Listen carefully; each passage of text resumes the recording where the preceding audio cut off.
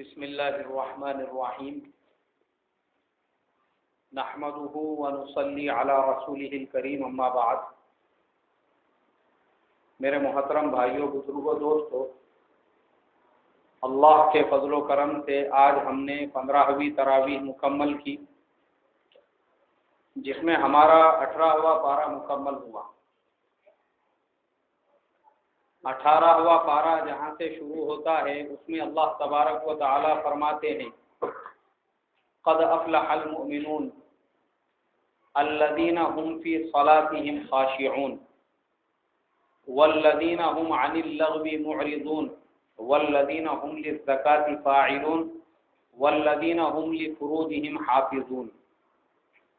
اللہ تبارک و تعالی نے کچھ لوگوں کا تذکرہ فرمایا اور یہ کہا ہے کہ یہ کامیاب لوگ ہیں، ان لوگوں کو کامیابی مل گئی۔ اب جن لوگوں کو کامیابی مل گئی اور اللہ تبارک و تعالی نے جن لوگوں کو کامیابی کا انعام دے دیا، ان کی صفات بیان کی کہ وہ لوگ کیسے ہیں۔ ان میں سب سے پہلے فرمایا جو نمازوں کو خشوع اور خضوع کے ساتھ پڑھتے ہیں، الذین هم فی صلاتهم خاشعون، وہ لوگ جو نماز خشوع اور خضوع کے ساتھ میں پڑھتے ہیں۔ خشوع اور خضوع کسے کہیں گے؟ نماز کا خشوع اور خضوع اسے کہتے ہیں کہ پورے دھیان سے، پورے توجہ کے ساتھ میں نماز ادا کرے، ہمارے پورے باڈی کے اندر بیلنس ہونا چاہیے اور پورا دھیان ہونا چاہیے ہم کیا پڑھ رہے ہیں اس کی طرف، رکوع برابر ہو، سجدہ برابر ہو، اور اس کے بعد میں تسبیحات اس کی برابر پڑھی جائے تو دھیان ہونا چاہیے ہم کیا پڑھ رہے ہیں۔ اسے کہتے ہیں خشوع والی نماز۔ تو بغیر خشوع خضوع کی 20 رکعت پڑھنے سے خشوع خضوع والی 2 رکعت نماز پڑھنا افضل ہے۔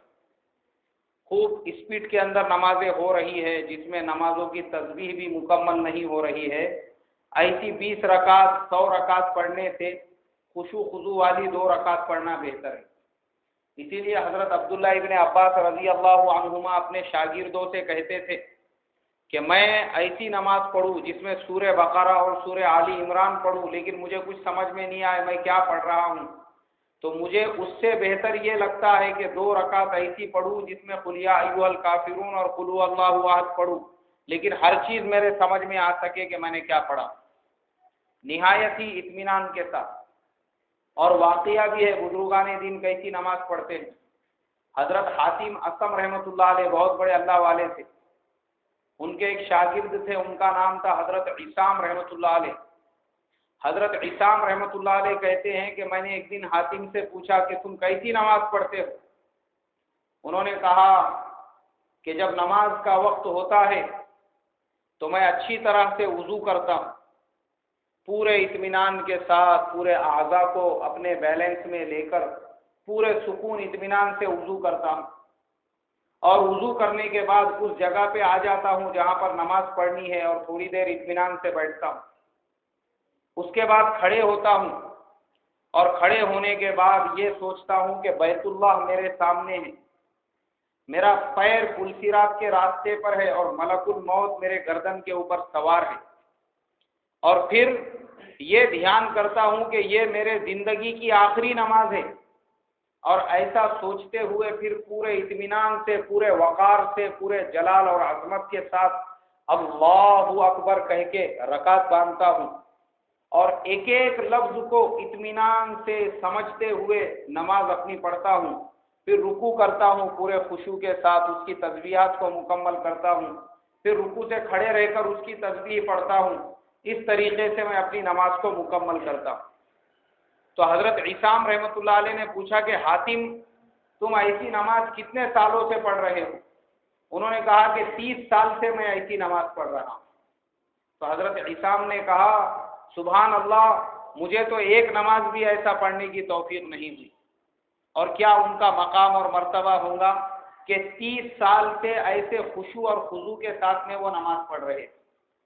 تو اللہ نے ان کی فضیلت بیان کی کہ ایسے اطمینان سے، سکون سے نماز پڑھنے والے جو ہے وہ کامیاب ہو گئے۔ وہ کامیاب، ان کو آلریڈی دنیا میں ہی پروانہ مل گیا کہ وہ کامیاب ہو گئے۔ اس لیے کم عمل اللہ کو پسند ہے، لیکن وہ عمل کیسا ہونا چاہیے؟ خشوع خضوع والا۔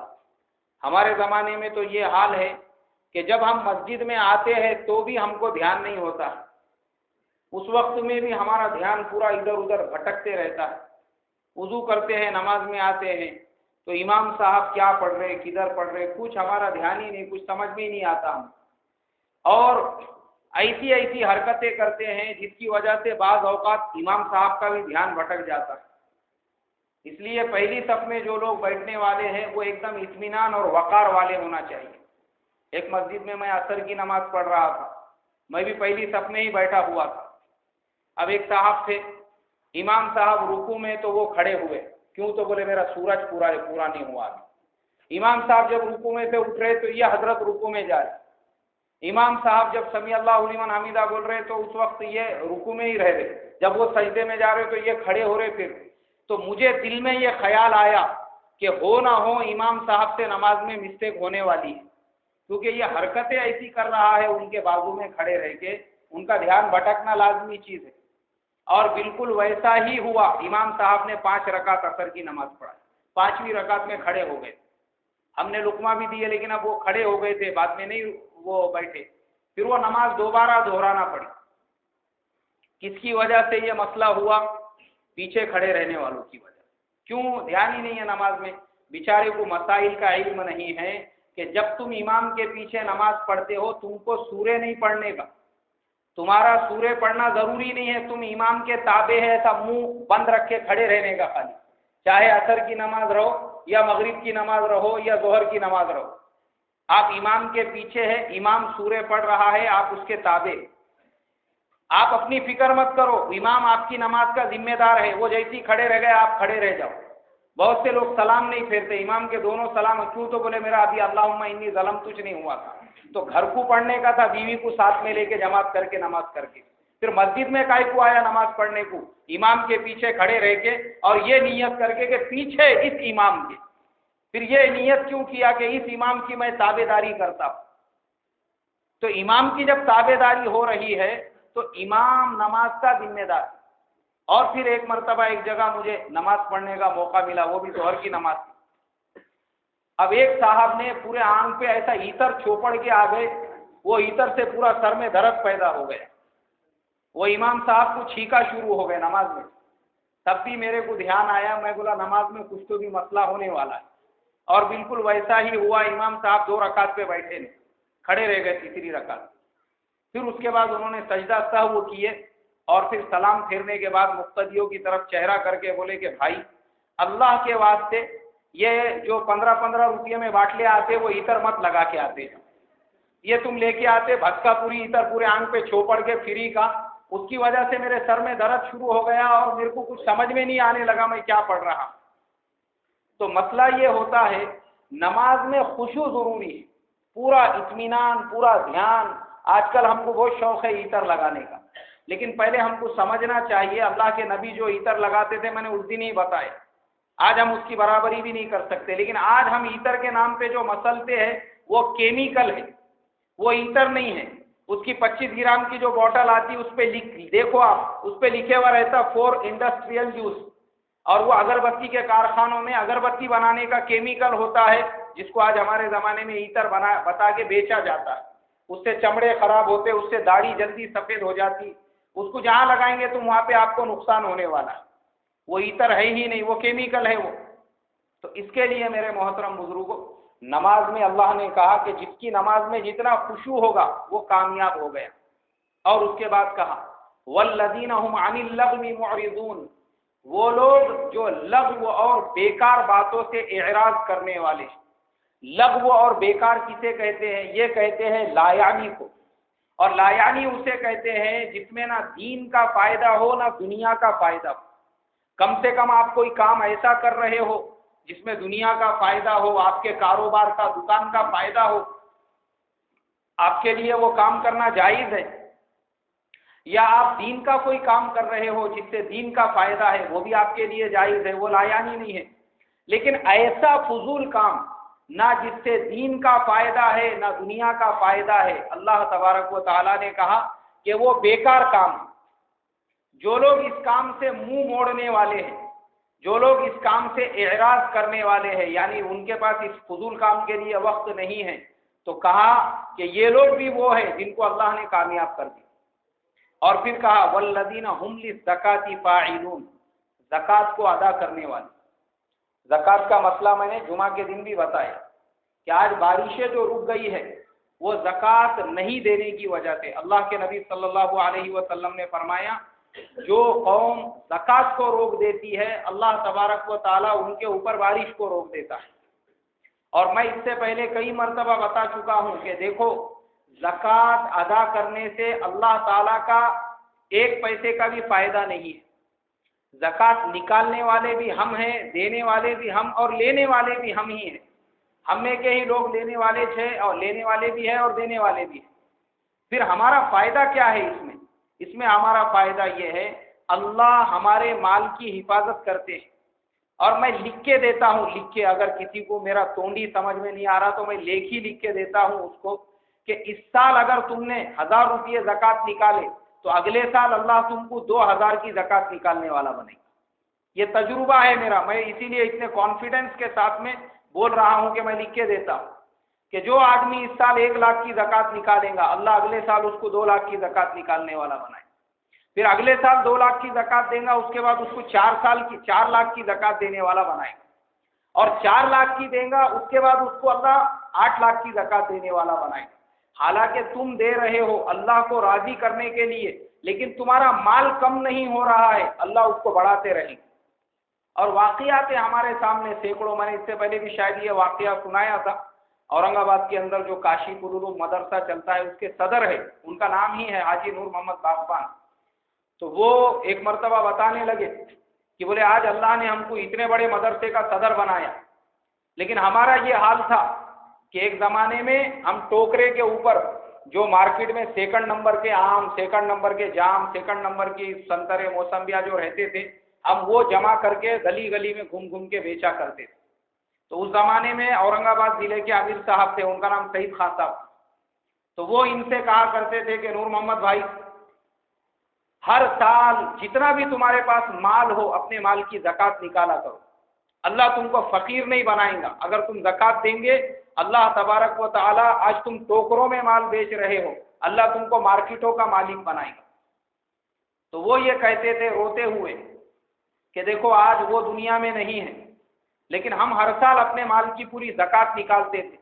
اللہ نے ہم کو ٹوکروں سے گاڑوں پہ پہنچایا، گاڑوں سے گاڑیوں پہ پہنچایا، اس کے بعد میں ہم کو اللہ نے مارکیٹوں میں پہنچایا، اس کے بعد میں اللہ تبارک و تعالی نے یہ حال ہمارا بنایا کہ آج مارکیٹ میں ہماری زبان کے بغیر کسی بھی چیز کا ریٹ طے نہیں ہوتا۔ اور پھر اتنے بڑے مدرسے کا ذمہ دار بنایا، اپنے مہاراشٹر کا سب سے پرانا اور سب سے بڑا مدرسہ ہے۔ اس کے بعد یہ سارے بڑے بڑے مدرسے بنے ہوئے ہیں، عقل کنواں وغیرہ، ورنہ سب سے پرانا مدرسہ وہی تھا، کاشی پور العلوم اورنگ آباد۔ اتنے بڑے مدرسے کا ذمہ دار اللہ نے ان کو بنایا، کائی کی وجہ سے بنایا بولو؟ زکوٰۃ ادا کرنے کی وجہ سے۔ ٹوکروں میں مال بیچتے تھے ہم، جب بھی زکوٰۃ ادا کرتے تھے، گاڑوں پہ مال بیچنے لگے جب بھی زکوٰۃ ادا کرنے لگے، اور آج اللہ تبارک و تعالیٰ نے جو ہول سیل مارکیٹ ہے اس کے اندر ہم کو بٹھائے۔ تو زکوٰۃ دینے کا فائدہ یہ ہے اللہ بارشوں کو برسائیں گے اور ہمارے مال میں کمی نہیں ہو۔ تو کہا کہ والذین هم للزکاۃ فاعلون، اور پھر آگے کہا والذین هم لفروجہم حافظون، وہ لوگ بھی کامیاب ہو گئے جو اپنے شرم گاہوں کی حفاظت کرنے والے۔ اللہ کے نبی صلی اللہ علیہ وسلم نے فرمایا جو آدمی 2 باتوں کی ذمہ داری لے لے، اپنے زبان کی اور اپنے شرمگاہ کی، میں اس کے جنتی ہونے کی ضمانت لیتا ہوں۔ اللہ کے نبی اس کی ضمانت لے رہے۔ اور پھر آگے کی آیت میں یہ کہا کہ تم الا ما ملکت، اس کے آگے کی جو آیت ہے والذین هم لفروجہم حافظون الا علی ازواجہم او ما ملکت ایمانہم، تم پر اللہ تبارک و تعالی نے جائز کیا ہے تمہاری بیویوں کو اور تمہاری باندیوں کو۔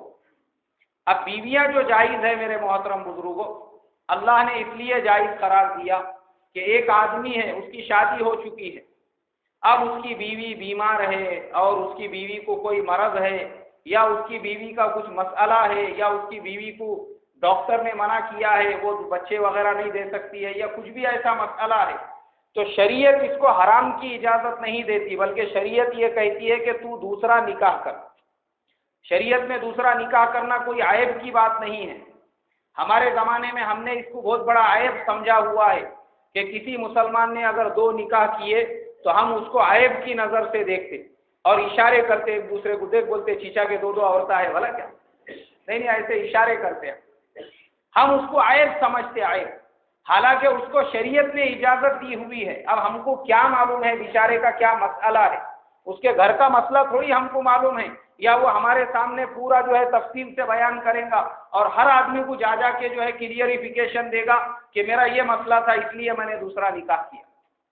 شریعت نے اس کو اجازت دی ہے۔ کیوں اجازت دی ہے؟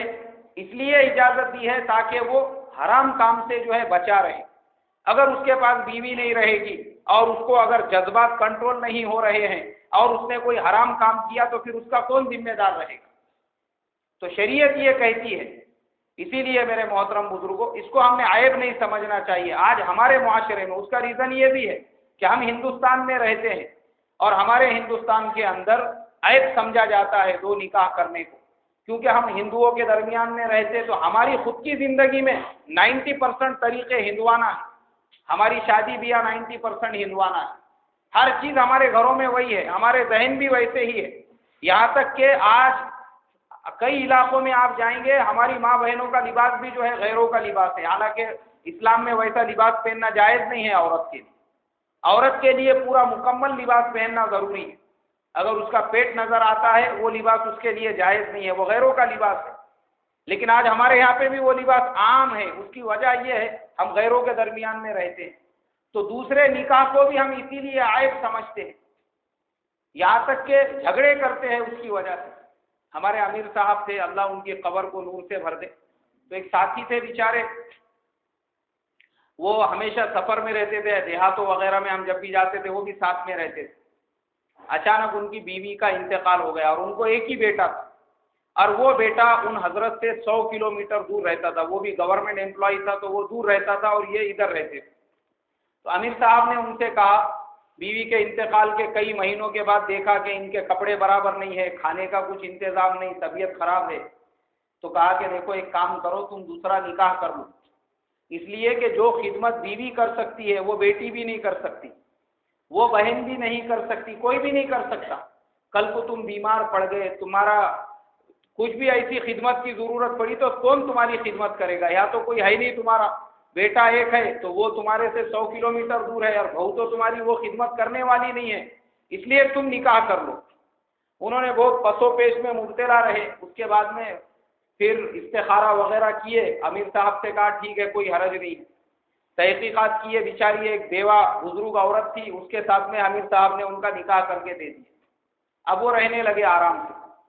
لیکن ان کے بیٹے کو جب پتہ چلا تو وہ ایک دن آیا مسجد میں، ہم لوگ مشورے میں بیٹھے ہوئے تھے، بولے امیر صاحب کہاں پر ہے؟ امیر صاحب کہاں پہ؟ امیر صاحب بولے کیوں بھائی کیا ہوا؟ زلزلہ کہاں سے آ گیا یہ؟ بولے میرے باپ کی زندگی برباد کر دی ہے تم نے۔ بولے کیوں کیا ہوا بھائی، کیسے کیا برباد کی؟ بولے تم نے کیوں دوسرا نکاح کر کے دیے؟ تم نے ہمارے پراپرٹی میں دوسرا حصے دار پیدا کر دیے۔ تو امیر صاحب نے بولے کہ تو خود غرض ہے، اگر تجھے باپ کی فکر ہوتی تھی تو باپ کو اپنے ساتھ وہاں لے جا کے رکھتا تھا اور خدمت کرتا تھا باپ کی۔ تجھے پراپرٹی کی فکر ہے لیکن باپ کے خدمت کی فکر نہیں ہے کہ بیچارے باپ کے آنگ پہ کپڑے دھوئے ہوئے نہیں ہیں 8-8 دن سے، باپ کو کوئی کھلانے والا نہیں ہے، اور بیماری میں اس کو ہوٹل کا تری کا جو کھانا رہتا وہ چلے گا یہ عمر کے اندر؟ کون اس کو شوگر کی بیماری گولیاں دینے والا، کون اس کو بی پی کا دھیان رکھنے والا؟ کوئی بھی نہیں ہے۔ تو میرے محترم بزرگوں، کیونکہ یہ دنیا جو ہے یہ اغراض کے اوپر مبتلا ہے، بیٹے کو باپ کی صحت کا خیال نہیں آیا مگر پراپرٹی کا برابر خیال آیا کہ حضرت کی پراپرٹی میں تم نے جو ہے دوسرا پارٹنر پیدا کر دی ہے بول کے۔ تو اس کے لیے شریعت نے یہ اجازت دی ہے، چاہے عمر کتنی بھی ہو۔ حضرت خواجہ معین الدین چشتی رحمۃ اللہ علیہ، ان کی عمر 90 سال ہو گئی تھی، اور 90 سال کی عمر ہونے کے بعد ایک مرتبہ انہوں نے پیارے نبی صلی اللہ علیہ وسلم کی خواب میں زیارت کی، تو سرکار دو عالم صلی اللہ علیہ وسلم نے ان کو دیکھ کے منہ پھیر لیا۔ تو خواجہ صاحب نے پوچھا کہ میرے سے ایسی کون سی گستاخی ہو گئی؟ تو آپ صلی اللہ علیہ وسلم نے کہا کہ معین الدین، تو نے دین کی بہت خدمت کیا لیکن ہماری ایک سنت کو زندہ نہیں کیا۔ بولے حضور وہ کون سی سنت؟ بولے النکاح من سنتی وقال فمن رغب عن سنتی فلیس منی، نکاح میری سنت ہے، سارے تم نے نیک کام کیے، دین کے کام کیے، لیکن نکاح کیوں نہیں کیا؟ تو علماء نے لکھا ہے کہ خواجہ صاحب جب نیند سے اٹھے 90 سال کی عمر میں انہوں نے نکاح کیا، 90 سال کی عمر میں، صرف اس لیے کہ اللہ کے نبی کی سنت زندہ ہو۔ لیکن میرے محترم بزرگوں، چاہے آدمی پہلا نکاح کرو دوسرا نکاح کرو، وہ علل اعلان کرنا چاہیے، وہ چوری چھپے میں بھی نہیں ہونا چاہیے، ورنہ ہمارے زمانے میں بہت سارے لوگوں کو دوسرے نکاح کا تو شوق ہوتا ہے لیکن وہ چوری چھپے میں کرتے ہیں تاکہ رشتہ داروں کو دوستوں کو پتہ نہ چلے۔ تو یہ نکاح نہیں ہے، نکاح اسے کہیں گے جس کے بعد میں ولیمہ ہو۔ جب آپ ولیمہ، اسی لیے تو ولیمے کا حکم دیا کہ جب ولیمہ ہوگا تو پورے محلے کو، گلی کو، سب کو پتہ چلے گا کہ آپ نے نکاح کیا۔ آپ نے اگر چوری چھپے میں کیا ہے تو آپ نے نکاح نہیں کیا، آپ اپنے آپ کو بھی دھوکہ دے رہے ہیں اور جس سے نکاح ہو رہا ہے اس کو بھی دھوکہ دے رہے ہیں۔ تو نکاح علل اعلان ہونا چاہیے۔ کیسا ہونا چاہیے؟ چاہے پہلی مرتبہ ہو یا دوسری مرتبہ ہو۔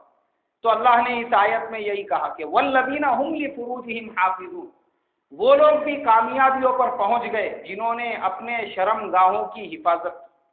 اور پھر اس کے بعد کی آیت میں اللہ تبارک و تعالی نے انسان کو کیسے پیدا کیا، وہ پورا میڈیکل سائنس اس میں بیان کیا۔ وَلَقَدْ خَلَقْنَا الْإِنسَانَ مِنْ سُلَالَةٍ مِنْ طِينٍ، ہم نے انسان کو مٹی سے بنایا۔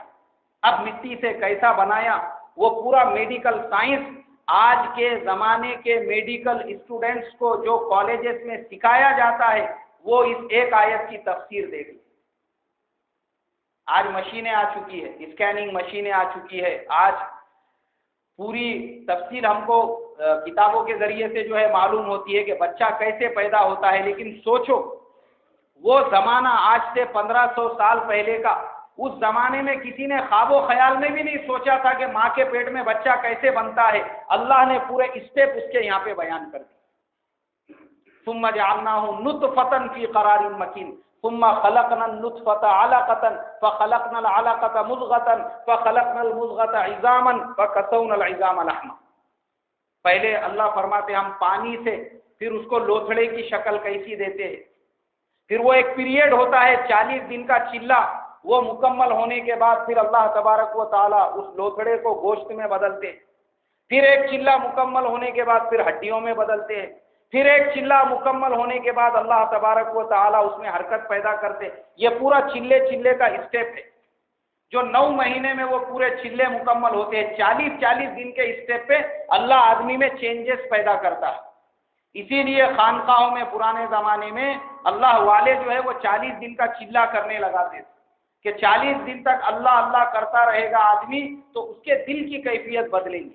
اور اسی چلے پر ہمارے حضرت جی مولانا الیاس صاحب رحمۃ اللہ علیہ نے جماعت کے بھی چلے کی ترتیب رکھی تاکہ 40 دن آدمی اپنے گھر کے ماحول سے باہر دین کے ماحول میں رہے گا، اس کے اندر چینجز پیدا ہو گئے۔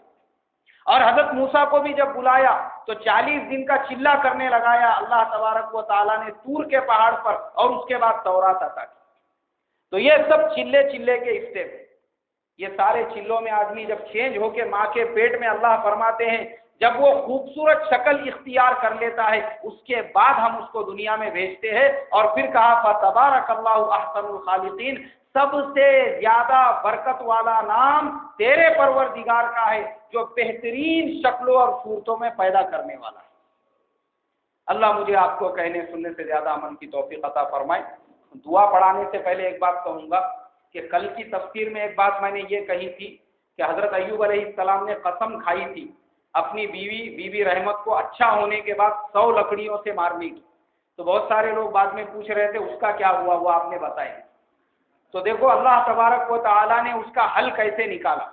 جب ایوب علیہ السلام اچھے ہو گئے، اچھے ہونے کے بعد حضرت جبریل علیہ السلام آئے، انہوں نے ان کو غسل وغیرہ دیا۔ اس کے بعد انہوں نے حضرت ایوب علیہ السلام نے کہا کہ میں نے قسم کھائی ہے بی بی رحمت کو 100 لکڑیوں سے ماروں گا۔ تو حضرت جبریل علیہ السلام نے کہا کہ یہ بیچاری اتنی فرما بردار بیوی تمہاری، اس کو تم 100 لکڑیوں سے مارو گے؟ ایک کام کرو، 100 لکڑیوں کا انہوں نے گٹھا بنا کے حضرت ایوب علیہ السلام کے پاس دیا اور کہا کہ تھوڑا ہلو سے مار دو ایسا، تو تمہاری قسم پوری ہو جائے گی۔ خود اللہ نے ان کو راستہ بتایا۔ تو حضرت ایوب علیہ السلام کے پاس ایک 100 لکڑیوں کا گٹھا انہوں نے تیار کیا اور آہستہ سے بی بی رحمت کو مار دیا، تو وہ 100 لکڑیاں مارنے کی قسم بھی ان کی پوری ہو گئی۔ سبحان اللہ و بحمدہ، سبحانک اللہم و بحمدک، نشہد ان لا الہ الا انت، نستغفرک۔ سبحان ربک رب العزت۔